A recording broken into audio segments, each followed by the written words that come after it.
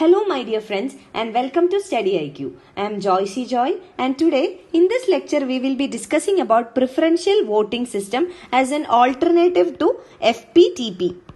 FPTP refers to first past the post system and this is the system that India has adopted in the voting process. So in this lecture we will be discussing the preferential voting system as an alternative to FPTP. So let us start by analyzing what is the current affair. As we have said, India is following FPTP, that is first past the post system in voting. So recently in the context of the upcoming general elections in 2019 and also the state assembly elections that are very close by, FPTP has come up as an alternative to preferential voting system. So many people argue that preferential voting system is a better system that India can adopt in the future instead of FPTP. So that is the reason it has become an important current affair. So the preferential voting system ensures a truly representative winner. That means it provides more representation of the people, and that is the reason many argue that this can be considered as an alternative to the FPTP in India. So in this lecture what we will be doing is we will analyze what are the features of preferential voting system and also we will analyze what are the features of FPTP. We will compare both and we will see what are the challenges in previous implementation and also what are the challenges in the present system, that is FPTP. So let us start. First of all, let us analyze what is preferential voting system. So what is it? Preferential voting system is a system of voting in which the voters can indicate their first choice, second choice and also their third choice or other lower choices of several candidates for a single office. Suppose the election is being held in the state assembly. So in a constituency there will be an MLA or member of legislative assembly who has to be chosen. So there might be 3 or 4 or 5 candidates. So what happens under the preferential voting system is that it is not just that we will go and vote for one candidate. So a voter can indicate his first choice, that is there may be candidates A, B, C, D and E. So whomever the voter feels as his first preference, he can vote as the first preference. Suppose it's candidate B. So the voter can again give his second preference, third preference, fourth preference and also the fifth preference. Now at present we are following the FPTP, that is first past the post system. So under first past the post system, what generally the voters do, the voters has just one vote and this vote will be given to the most preferred candidate of the voter.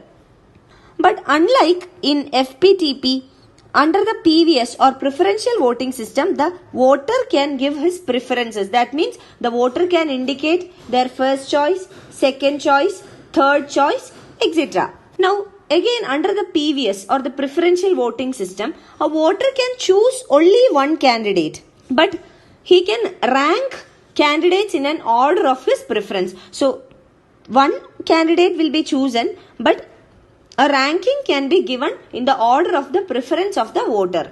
And what happens? If a candidate wins 50% of the mandate plus one vote, he or she is declared as the winner.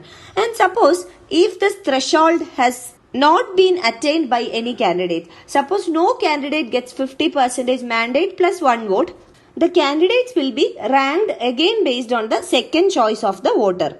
That means the second preference of the candidate will be taken into consideration. And if again it still falls below the threshold, the contest will move on to the third round. That means the third preference of the voters will be taken into consideration. And this will repeat until a candidate gets 50% of the mandate plus one vote. So this is the system of preferential voting and this is how it works. So this system of voting is used in elections to the House of Representatives in Australia and it is also used in New Zealand in order to elect some of the mayors. And in case of India, Nobel laureate Amartya Sen had already suggested preferential voting system for India. He said that the preferential voting system will allow for a true majority choice to emerge because the first, second, third and the lower levels of preferences of the voters are taken into consideration. It gives more representation. So, while choosing a candidate, the candidate will be a reflection of the views of the majority. But this does not happen with the case of first past the post system or the FPTP system that we are at present following in India. Now let us understand the features of the FPTP system, that is first past the post system. So at present India follows a first past the post system or FPTP system. So under the FPTP system, the leading candidate can win an election despite winning a minority of the votes. For example, in a constituency of a state assembly, suppose there are 5 candidates, and let us imagine that the candidate who has got the majority of the votes or the maximum votes, he has got only 20% of the total votes. But the second, third, fourth, fifth, they got even lesser than the 20%. So who will be winning the election in case of FPTP? The candidate who has got the maximum votes. It is not necessary that the maximum votes mean a majority of votes. It can be lesser than the majority. So under the FPTP system, a candidate who gets the maximum votes will win the election despite whether the maximum votes is the majority share of votes or not. So candidates with highest number of votes will win the election. And here it is irrespective of the margin of victory. Suppose the candidate who has got the maximum votes has got only one vote higher than the second candidate who has got the second maximum votes. So here the number of votes is the only factor that is considered, whether the candidate has got maximum number of votes or not. The margin of the votes or the margin of the victory or the percentage of votes polled, etc. are not considered here. Then why is India following this FPTP system? It is because FPTP has got several advantages. We can say that FPTP is one of the simplest electoral system. It is a system which is very easy to understand. Here under the FPTP system, counting is also simple and there is better clarity among the voters because voters will have to vote only for a single candidate. But in case of preferential voting system, the voters will have to give their preferences. So they will have to provide their first choice, second choice, third choice, etc. So here voters need to vote only for one candidate and it gives more clarity among the voters. And counting is also very simple. And another advantage of the FPTP system is that it guarantees a representative, that is one representative for each constituency. How? In case of preferential voting system, we have seen that the mandate is 50% plus one vote. Suppose in the first counting, a candidate is not able to get this 50% plus 1. What will happen under PVS? Under PVS, it will go for second round of counting where the second choice of the voters are taken into consideration. Again, if this threshold is not met even in the second counting, what will happen? We'll go for third counting where the third choice of the voters are taken into consideration. And suppose even after third, fourth and the last round of counting, if this 50% plus 1 mandate is not acquired, what will happen? Re-elections will have to be conducted. So this will not guarantee one representative for each constituency. So that is one advantage of the FPTP system over the preferential voting. Here the candidate with the highest number of votes will be declared as the winner despite the margin of votes with which he has won or the percentage or the share of the votes. So it guarantees one representative for each constituency. And in case of India, population is also a major factor. So how population is associated with elections? We have seen that FPTP provides a simple system of voting. And here the counting is very simple because the population of the country is very high. Second, third or fourth round of counting would be very difficult. So considering the population factor of India, it provides a better system of voting. Now, the FPTP system has got its own disadvantages as well. What is the problem? The FPTP system rewards parties who target and treat preferentially specific segments of the electorate, or we can say vote banks.